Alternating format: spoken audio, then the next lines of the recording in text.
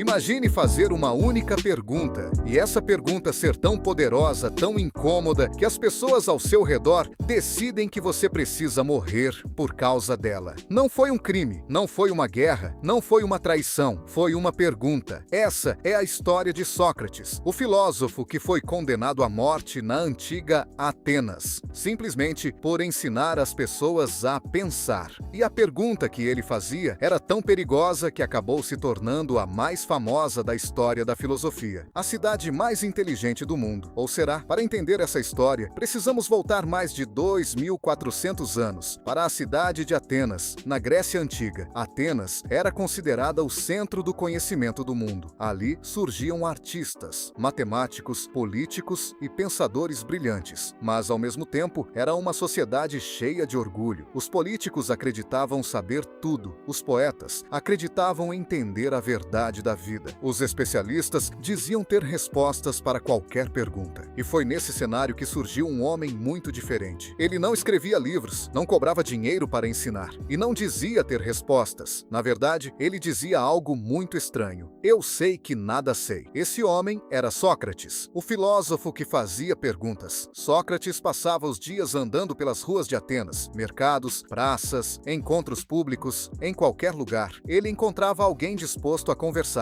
mas essas conversas eram diferentes. Ele não fazia discursos, ele fazia perguntas. Perguntava a políticos o que é justiça, perguntava a soldados o que é coragem, perguntava a cidadãos comuns o que é viver bem, e quando alguém respondia, Sócrates fazia outra pergunta, e depois outra, e depois mais uma, até que, lentamente, algo acontecia. A pessoa percebia que não sabia responder. Aquilo que ela tinha certeza absoluta, de repente, parecia confuso, era desconfortável. E muita gente não gostava disso. A pergunta mais perigosa. A pergunta de Sócrates parecia simples, mas era devastadora. Ele perguntava: como você sabe que isso é verdade? Ou, em outras palavras, o que é isso de verdade? Quando alguém dizia saber o que era justiça, ele perguntava: então explique. Quando alguém dizia entender a virtude, ele perguntava: o que exatamente é virtude? E quase sempre acontecia a mesma coisa. As pessoas percebiam que repetiam ideias, sem realmente entender. Sócrates estava expondo algo muito incômodo.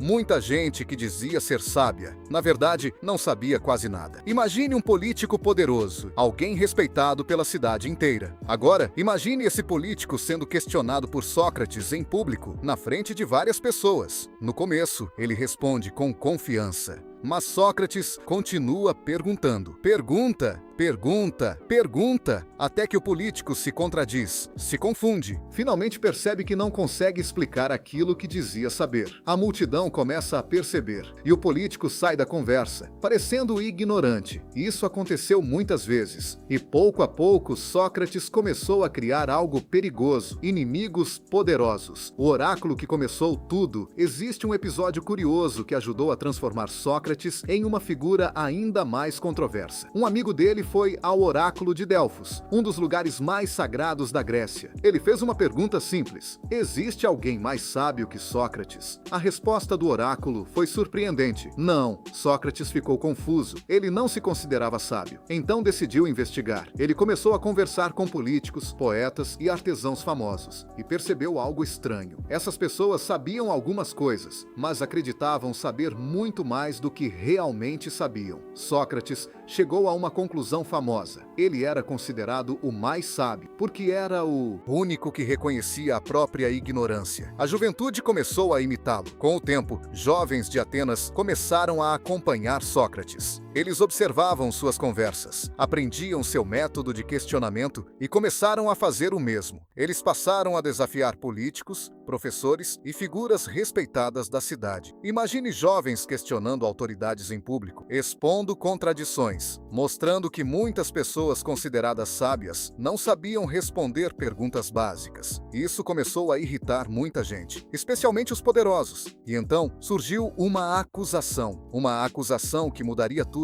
As acusações contra Sócrates. Quando Sócrates tinha cerca de 70 anos, foi levado a julgamento. As acusações eram graves. Ele foi acusado de duas coisas principais. Primeiro, corromper a juventude. Segundo, não respeitar os deuses da cidade. Mas Mas por trás dessas acusações existia algo mais profundo. Sócrates estava ensinando as pessoas a fazer perguntas. E perguntas são perigosas para quem quer manter poder, porque quando alguém começa a questionar, autoridades podem perder controle, ideias podem ser desafiadas e certezas podem desmoronar. O julgamento aconteceu diante de centenas de cidadãos de Atenas. Sócrates teve a chance de se defender, mas ele não implorou, não pediu desculpas e não prometeu parar de filosofar.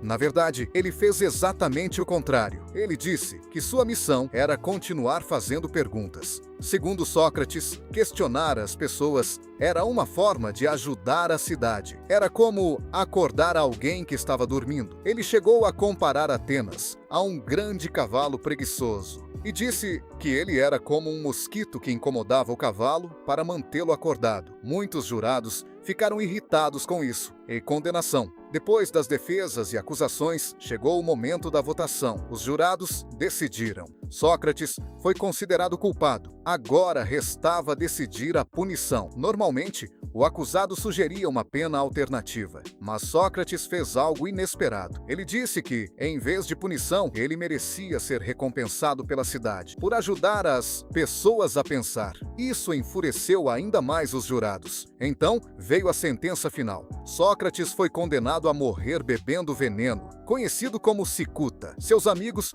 ficaram desesperados.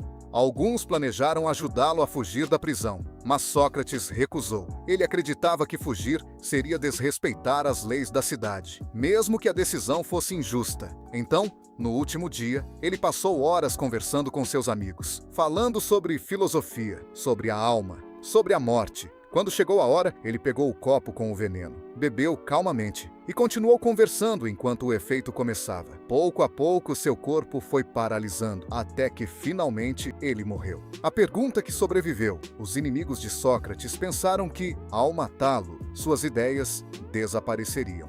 Mas aconteceu exatamente o contrário. Seus alunos, especialmente Platão, registraram suas conversas. E as perguntas de Sócrates atravessaram os séculos. Até hoje, estudantes, cientistas e filósofos usam o método socrático. Tudo baseado em uma ideia simples. Antes de acreditar em algo, pergunte: como você sabe que isso é verdade? Atenas matou um homem, mas não conseguiu matar a pergunta. E talvez essa seja a maior lição da história de Sócrates. Pensar pode ser desconfortável, questionar pode irritar pessoas poderosas. Mas é justamente isso que faz o conhecimento avançar. Porque toda grande descoberta começa da mesma forma, com alguém disposto a perguntar: será que isso é realmente verdade? E agora eu quero saber de você. Se Sócrates estivesse vivo hoje, você acha que ele seria considerado um grande professor? Ou alguém perigoso demais para a sociedade? Conta aqui nos comentários. Se você gostou desse vídeo e quer mais histórias incríveis da filosofia e da história do mundo, aproveita para deixar o like e se inscrever no canal. E claro, não esqueça de assistir ao próximo vídeo que está aparecendo na tela agora, porque às vezes uma simples pergunta pode mudar tudo.